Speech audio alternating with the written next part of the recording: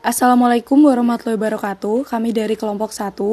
Di sini kami akan melihat video mengenai kasus-kasus pelanggaran hak dan kewajiban yang ada di Indonesia. Lalu kita akan mendiskusikannya. Sebelum kita memulai diskusi kita pada kali ini, saya akan menampilkan tayangan video dari YouTube. Hai, kami kumpulan dari KPC Pengamen Cilik.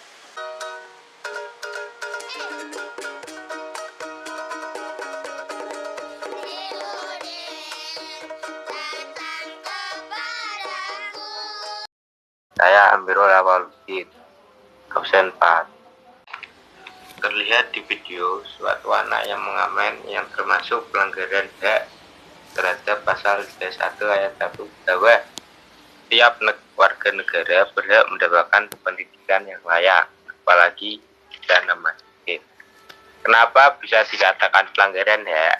Karena setiap manusia itu mempunyai yang namanya hak asasi manusia, yang dimana pendidikan adalah salah satunya. Jadi, jika seorang anak tidak dapat pendidikan yang layak, justru malah melakukan pekerjaan yang tidak sesuai dengan usianya, bisa dikatakan pelanggaran hak. Terima kasih. Saya Aisyah izin menyampaikan pendapat. Video tersebut termasuk pelanggaran hak karena setiap WNI berhak mendapatkan pendidikan yang layak, terjangkau, dan berkualitas.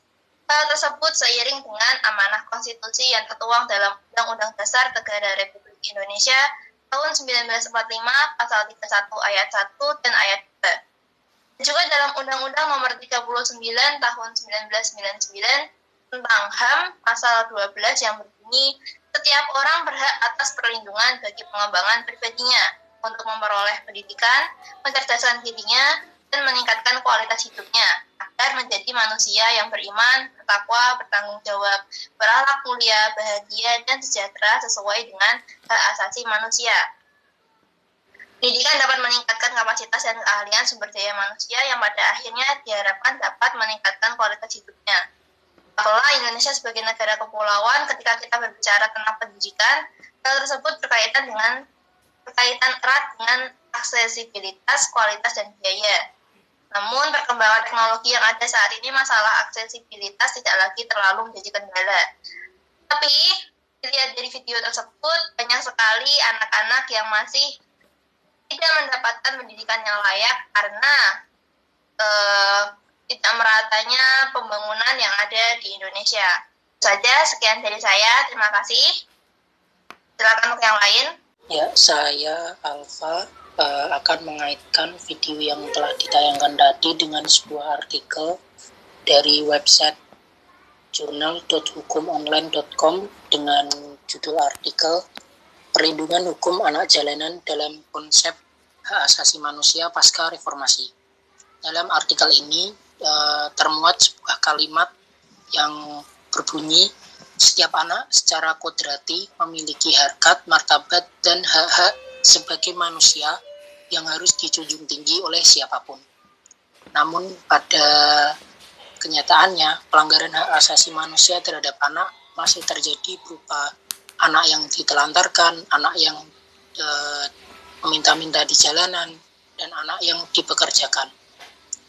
Terlepas dari video yang kita tonton tadi menghibur, ini tetap saja sebuah pelanggaran hak, yaitu pelanggaran hak pada anak bidang pendidikan, di mana anak-anak tersebut harus berjuang di jalanan, meminta-minta, dan mirisnya terjadi secara real di Indonesia, yaitu anak-anak tersebut dipekerjakan oleh seseorang.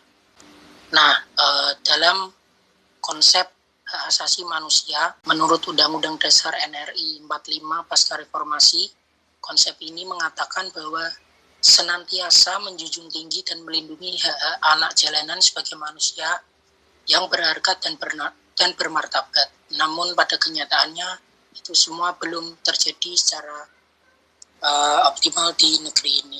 Terima kasih. Saya Anindya Mutiara, saya izin menambahkan. Dari kasus pelanggaran hak yang sudah kami bahas tadi, pastinya ada penyebab atau faktor-faktor yang membuat mereka seperti itu. Pertama, malas, adanya rasa malas dari anak tersebut, dan kurangnya minat yang menyebabkan anak tersebut putus sekolah. Keadaan ekonomi keluarga, kurangnya perhatian dari orang tua, hubungan antar anak dan orang tua kurang harmonis, latar belakang pendidikan orang tua, dan lingkungan pergaulan mereka. Dari penyebab tadi yang sudah saya katakan, pasti ada solusi. Solusinya tersebut adalah tidak ada pilihan lain, yaitu dengan cara memperbaiki kondisi ekonomi keluarganya. Tapi ada solusi lain, yaitu menyelenggarakan pendidikan kecil-kecilan, sederhana, tanpa memungut biaya sepeser pun.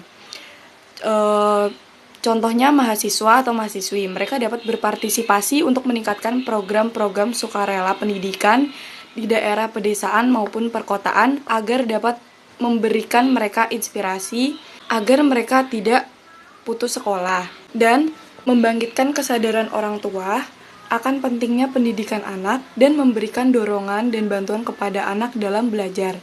Sekian, terima kasih. Perkenalkan, nama saya Baharul Alam, absen nomor 6. Kesimpulan dari video tersebut berdasarkan Undang-Undang Dasar 1945 ayat 1 dan 2 dapat disimpulkan bahwa setiap warga negara Indonesia berhak mendapatkan pendidikan dasar dan pemerintah wajib membiayainya. Sayang pada kenyataannya, UUD 1945 ayat 1 dan 2 belum diejawatakan menjadi kenyataan secara merata dan menyeluruh bagi setiap warga negara Indonesia. Masih cukup banyak warga negara Indonesia belum memperoleh haknya untuk mendapatkan pendidikan, terutama akibat alasan daya ekonomi. Pemerintah masih belum mampu membiayai penyelenggaraan pendidikan dasar secara merata dan menyeluruh untuk seluruh warga Indonesia, sehingga masih banyak warga negara Indonesia tidak dapat haknya atas pendidikan akibat tidak membiayai pendidikan mereka. Terima kasih. Oke, sekian diskusi kita pada hari ini. Semoga dari diskusi ini kita bisa mengerti tentang kasus-kasus tentang pelanggaran hak dan kewajiban, dan semoga kita bisa meminimalisir terjadinya kasus-kasus tersebut di kemudian hari. Diskusi ditutup. Sekian, terima kasih. Wassalamualaikum warahmatullahi wabarakatuh.